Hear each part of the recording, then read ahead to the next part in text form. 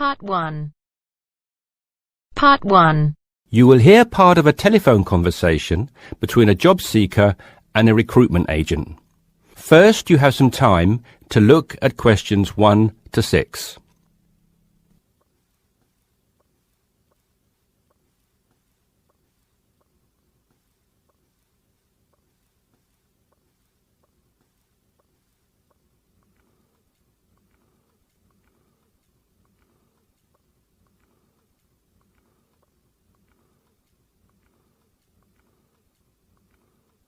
You should answer the questions as you listen because you will not hear the recording a second time. Listen carefully and answer questions 1 to 6. Yes, so that's Janet Thompson. Would you like me to spell it? If you wouldn't mind, thank you. Just the surname, please. No problem. It's Thompson. Great. Now, Janet, before we go through the openings I have here in front of me, might I just take a few more details to complete your profile on my system? Of course. What would you like to know? Well, let's start with your email address, please. OK, janthompson@hort.net. I see. Is that Jan as in Jan? No, that wasn't available. I had to make do with Jann. Here, let me spell it for you again, just to be sure. JANNTHOMPSON@hort.net. Much obliged. And could I ask, do you have your referee details to hand? Yes, what do you need? I need one work reference and one character reference from a friend or colleague. OK, for a work reference, there's Jane Foote. She's my former boss at Bermuda Girls' School, head of English. OK. My personal referee is Monica Carbody. Mon and I have been best friends since we met in Bermuda in 1991, when she was Deputy Head of English under Mrs. Foote. Perfect. And you mentioned, of course, that you're an English teacher, but are there any additional subjects you're qualified to teach? Yes, I have a diploma in special needs, and I can also do history to GCSE level. Very good.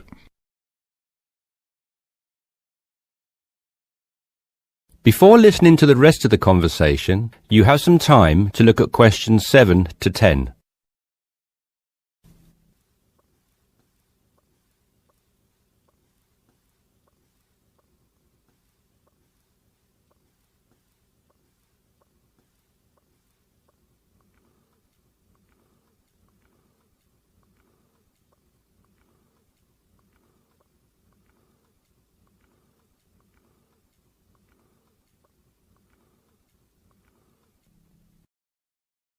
Now listen and answer questions 7 to 10. Do you think I stand a good chance of finding something? Oh, better than good. In fact, we have some positions we can offer you today. You see, it's not so difficult to find a temporary role. Tell you the truth, there are plenty of them around, but getting a permanent position will prove a little more trying, though. Would you be prepared to take up a position short-term? Of course, anything that pays. Excellent. Well, there are 3 positions that I can offer you right now. The first is a teacher of English in LaSalle School. I'm sure you know it, right in the city centre. Yes, near where I live, actually. Even better. Well, it's a 6-month contract, and the very attractive thing about this role is that the head of English at LaSalle will, if she's satisfied with your performance after 6 months, offer to make you a permanent member of staff. Wow, that's food for thought. It certainly is, bearing in mind what I said before about how hard it is to find a permanent role. The second position I have to offer you is in a school near Chelsea. It's called the Chelsea Free School. Are you familiar? I can't say that I've heard of it. Well, this contract is for 1 year, which is a lot better, looking at it from a short-term job security perspective, than the first role I mentioned. But you also have to realise that you are a temporary replacement for a female teacher who has taken maternity leave. There is no prospect of the position being made permanent. I see. I have one other vacancy at the minute, though I doubt you'll find it quite so appealing. It's situated in rural Cambridgeshire. I'll spell that just in case you want to take it down. CAMBRIDGESHIRE. And the school simply goes by the name Cambridge, though it's not in any way related to the other more well-known establishment of the same name. I was just going to ask that. What a lovely location, though, eh? Yes, but there's a catch. It's only a 6-week contract to cover for someone on extended sick leave. I see. Well, I guess that's ruled out then. What sort of salary can I... That is the end of part 1. You now have half a minute to check your answers.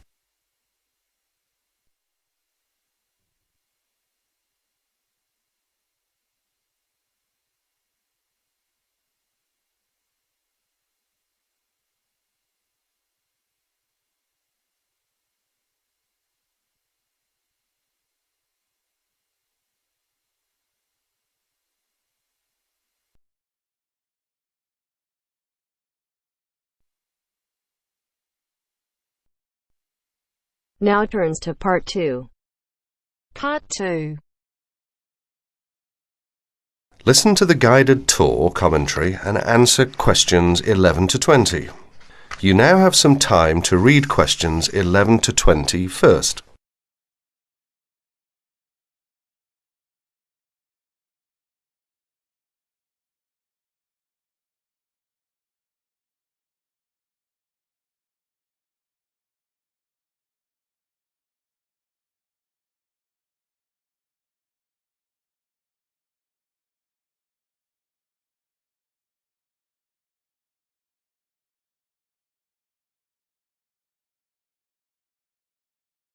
Welcome to the library tour. We'll begin our tour of this level of the library here at the entrance. Then we'll go in a clockwise direction. So, first of all, over here on the left, next to the entrance, is a touchscreen information service. These computers can be used at any time to get general information about the library and how it works. In front of the touchscreen information service are the catalogues. As you can see, it's a computerized catalogue system and it's very easy to use. The catalogues are linked up to the other libraries at the university, so make sure you check which library a book is in when you are trying to locate a particular item. Next, along here on the left, we have the circulation desk for borrowing and returning books. The returns area, the place for returned books and other items, is at the end of the circulation desk, near closed reserve. Closed reserve, as most of you probably know, is a collection of books that are in high demand, so they are on restricted circulation. If a book is on closed reserve, you can only borrow it to use within the library for 3 hours at a time. Over there in the corner are the shelves for newspapers. The library has an extensive collection of local and international English language newspapers. They are kept on those shelves for 1 month and then stored elsewhere. As we continue on our tour, around to the right, this large central section is the reference section. Reference texts cannot be borrowed for use outside the library. They must be used within the library.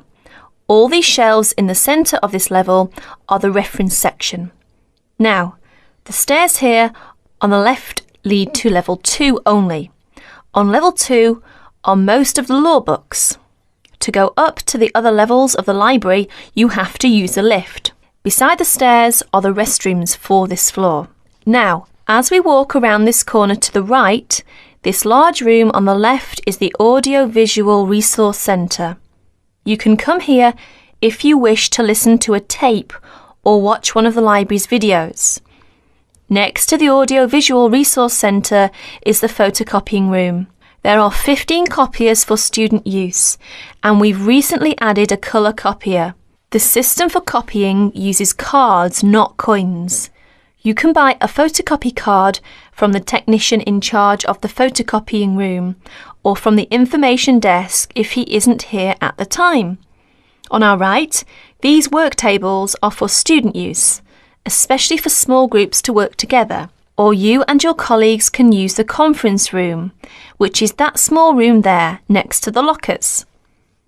You can work on group projects in the conference room without disturbing anyone, and there's a conference room on each level of the library. The round desk in front of the lockers is the information desk. If you need help using the catalogues or you need to organise a loan from another library, the information desk is the place to come. And finally, here, beside the exit doors, these 2 shelves contain current magazines and journals. Like the newspapers, they are kept here for a time and then stored elsewhere. OK, that's the end of the tour of this level of the library. I'll leave you to look around yourselves now, and if you need any further help, please ask at the information desk. That is the end of part 2. You now have half a minute to check your answers.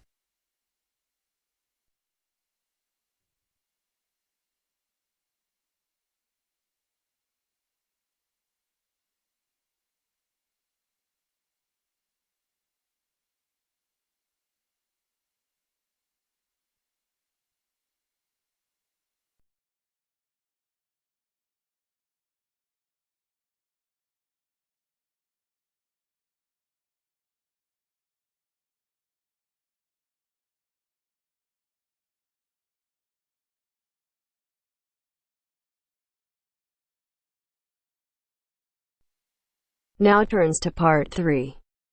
Part 3. You will hear two business studies students, Evelyn and Mark, preparing for a seminar presentation. Before you hear the conversation, you have some time to look at questions 21 to 25.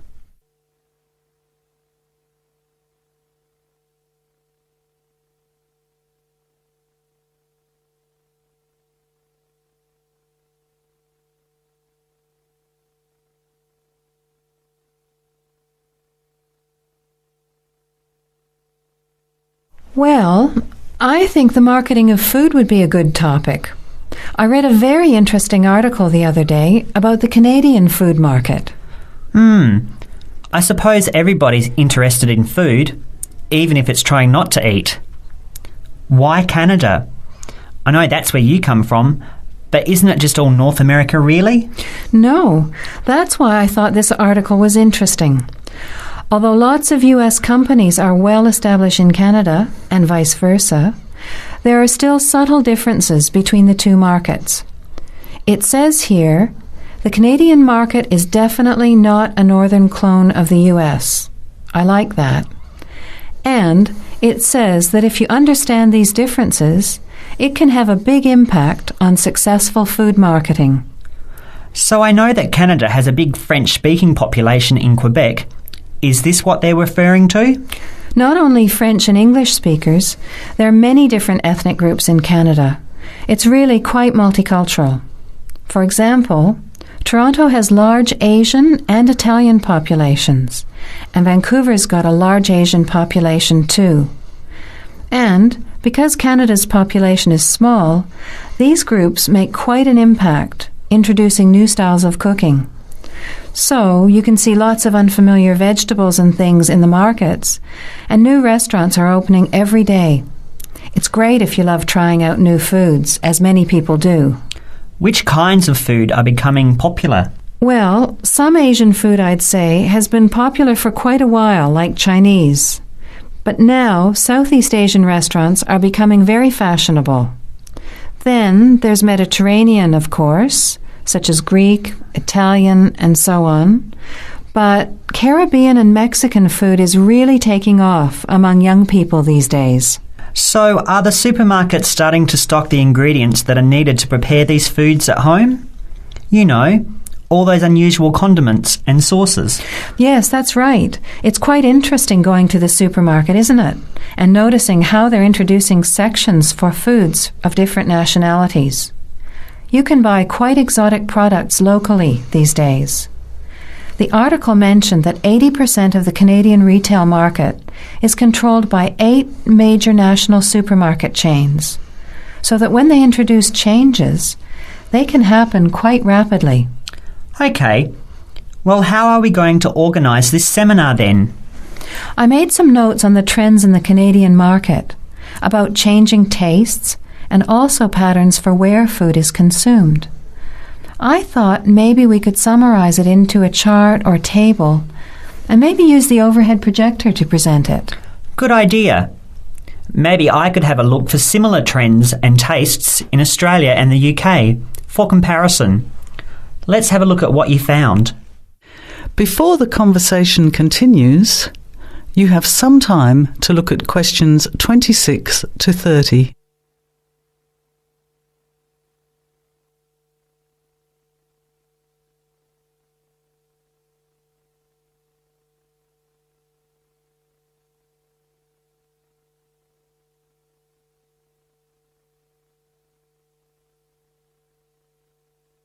Now, as the conversation continues, answer questions 26 to 30.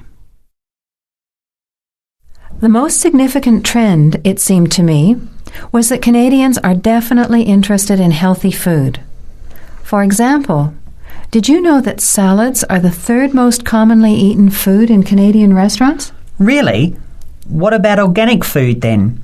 Is that becoming more popular? Yes, it's definitely moving into the mainstream compared to a few years ago. And a recent survey showed that 4 out of 5 shoppers said that they check the fat and nutritional information on the packet when they're deciding what to buy. What other trends did you find out? There's one change I noticed straight away when I was home last year in the meat department. You know, here the meat packaging says rump steak or 4-quarter chops and so on. Well, they discovered that most consumers these days didn't know what to do with these roasts and rounds and ribs. So the government approved a new naming system for cuts of meat, which is related to the required cooking technique. What a good idea. I've never really understood the difference between sirloin, rump, round and all those names. So how many new categories are there? 8. There are 3 kinds of steak, for grilling, for marinating and for simmering. And then there's what they call quick-serve beef, for stir-fries, I suppose. And premium oven roast, pot roast and stewing beef. It's a great idea, isn't it? I hope it catches on here. I agree. Any other trends that you thought were significant? Well, what's really interesting is what the article called mobile meals. In other words, more and more Canadians are eating meals away from home, but not just eating more junk food. They're projecting a 40% increase in snack food sales over the next 3 years, and the growth is coming from healthy snacks. You know, the ones that have less cholesterol and fat, such as muesli bars, health food bars, and those types of products. Apparently, in the food marketing jargon, they're called nutritious portable foods, which means healthy snacks. The other major trend is that young people are doing more of the food shopping these days, so marketing has to be aimed more at them, as well as more conventionally at the mother. Thanks, Evelyn. I think we'll have an interesting discussion about these trends and the comparisons with other English-speaking countries. I'll see if I can get some information about them to compare with yours, and meet you on Friday to put it together. See you then. Bye. That is the end of part 3. You now have half a minute to check your answers.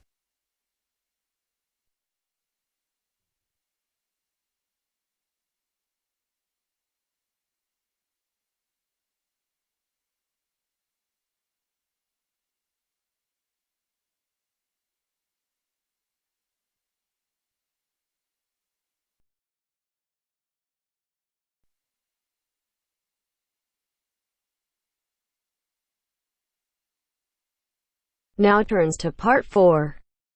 Part 4. You will hear a postgraduate psychology student talking to other students about a job satisfaction study he has investigated.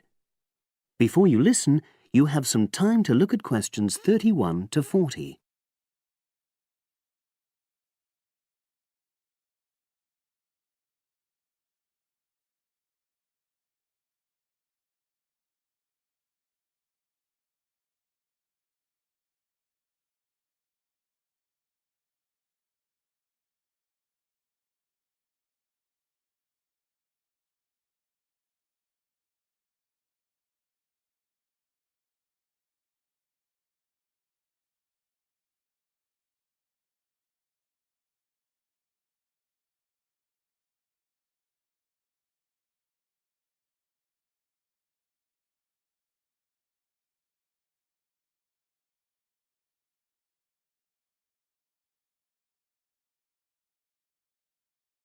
Now listen and answer questions 31 to 40. Good morning, everyone. For my presentation today, I'm going to report on an assignment that I did recently. My brief was to analyze the methods used in a small study about job satisfaction, and then to make recommendations for future studies of a similar kind. The study that I looked at had investigated the relationship between differences in gender and differences in working hours and levels of job satisfaction amongst workers. For this purpose, employees at a call center had been asked to complete a questionnaire about their work. I'll summarize the findings of that study briefly now. First of all, female full-time workers reported slightly higher levels of job satisfaction than male full-time workers. Secondly, female part-time workers reported slightly higher levels of satisfaction than female full-time ones did. On the other hand, male part-time workers experienced slightly less job satisfaction than male full-time workers. But although these results seemed interesting and capable of being explained, perhaps the most important thing to mention here is that in statistical terms, they were inconclusive. Personally, I was surprised that the findings hadn't been more definite, because I would have expected to find that men and women, as well as full and part-time workers, would experience different levels of satisfaction. So I then looked more carefully at the methodology employed by the researchers to see where there may have been problems. This is what I found. First of all, the size of the sample was probably too small. The overall total of workers who took part in the survey was 223, which sounds quite a lot, but they had to be divided up into subgroups. Also, the numbers in the different subgroups were unequal. For example, there were 154 workers in the full-time group, but only 69 in the part-time group. And amongst this part-time group, only 10 were male, compared to 59 who were female. Secondly, although quite a large number of people had been asked to take part in the survey, the response was disappointingly low. A lot of them just ignored the invitation. And workers who did respond may have differed in important respects from those who didn't. Thirdly, as the questionnaires had been posted to the call center for distribution, the researchers had had very limited control over the conditions in which participants completed them. For instance, their responses to questions may have been influenced by the views of their colleagues. All these problems may have biased the results. In the last part of my assignment, I made recommendations for a similar study, attempting to remove the problems that I've just mentioned. Firstly, a much larger sample should be targeted, and care should be taken to ensure that equal numbers of both genders and both full and part-time workers are surveyed. Secondly, the researchers should ensure that they are present to administer the questionnaires to the workers themselves. And should they require the workers to complete the questionnaire under supervised conditions so that the possibility of influence from other colleagues is eliminated. Finally, as workers may be unwilling to provide details of their job satisfaction when they are on work premises, it's important that the researchers reassure them that their responses will remain confidential, and also that they have the right to withdraw from the study at any time if they want to.